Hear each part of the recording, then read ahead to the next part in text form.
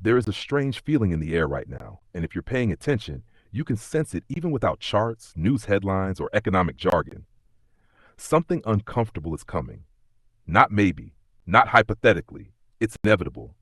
And the reason it feels heavy is because for the first time in a long time, the math, the money, and reality are no longer agreeing with each other. For decades, the world has been running on one central promise that the system will always hold, that debts can always be rolled forward, that growth can always outpace obligations, and that the US dollar, as the backbone of global finance, will always be trusted. That promise worked when debt was manageable, when productivity justified expansion, and when failure was still allowed to happen. But over time, something changed.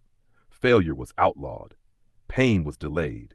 Reality was softened. And the cost of that comfort was transferred into the future. Today, nearly everything is at an all-time high at the same time. Stocks, gold, real estate, government debt, household debt, cost of living, food prices, rent, and financial assets across the board. Historically, that doesn't signal strength. It signals dilution. It means money itself is losing meaning.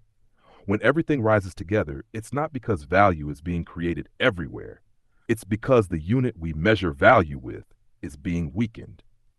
The United States sits at the center of this system, not because it is evil or incompetent, but because it issues the world's reserve currency. That status comes with privilege, but it also comes with responsibility. And right now, the uncomfortable truth is that U.S. debt has reached levels that cannot be paid back in real terms. Not through taxation, not through growth, and not through productivity. The only way it can be repaid is nominally, by printing currency. And that's not repayment, that's dilution. This is where the real paradox begins. If the Federal Reserve raises interest rates for a long period of time to honestly deal with inflation and debt, asset markets collapse, unemployment rises, governments face insolvency pressure, and political systems break under public anger. But if rates are lowered or kept artificially suppressed, inflation continues, purchasing power erodes, inequality widens, and trust in the currency slowly bleeds out. There is no painless path, only different forms of pain. This is why the idea of a global debt reset keeps resurfacing in serious conversations, even if it's never discussed publicly. On paper, wiping debts clean sounds logical. Start over, reset the system, give everyone a fresh slate. But in reality, debt is not just what people owe, it's also what others own. Erasing debt means erasing pensions, savings, insurance reserves, and institutional balance sheets. It means deciding, intentionally or not, who loses and who survives. And once contracts are broken at that scale, trust doesn't come back easily. Money without trust is just paper with authority behind it, and authority itself depends on belief. This is why governments rarely choose clean resets. They choose slow decay instead. Inflation becomes the silent reset. Currency debasement becomes the hidden tax. Financial repression becomes policy. Savers lose slowly. Wage earners fall behind gradually. And because the pain is spread out over time, it creates exhaustion instead of rebellion. That is not a conspiracy. That is historical pattern. Now here's the part that ties the entire world together. U.S. Treasuries are the collateral of the global financial system.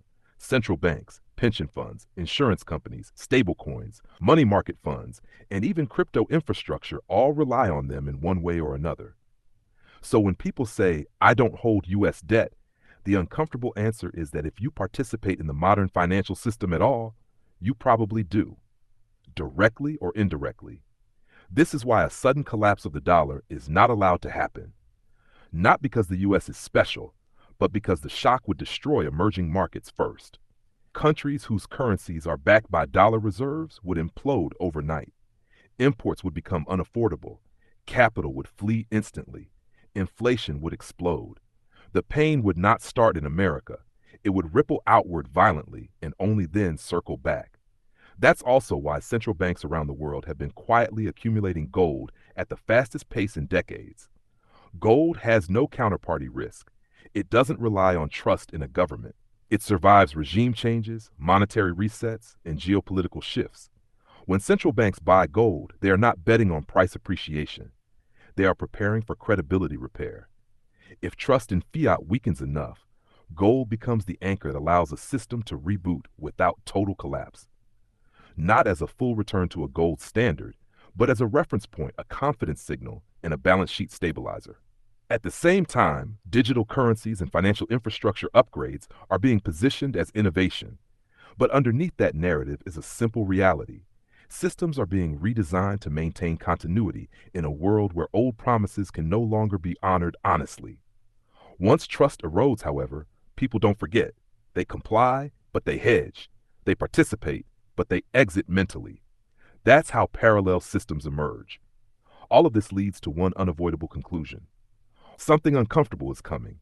It might be prolonged inflation. It might be geopolitical conflict. It might be a monetary restructuring. It might be the slow rise of a new global power alongside the exhaustion of the old one. Most likely, it will be a combination of all of them. Not dramatic collapse, but grinding adjustment. The world will not vote on this transition. It will be dragged through it. History shows that systems don't change because people agree. They change because reality forces them to. And when math, money, and trust diverge far enough, the correction always arrives. This doesn't mean the end of civilization. It means the end of illusions, easy growth, guaranteed stability, risk-free assets, infinite debt.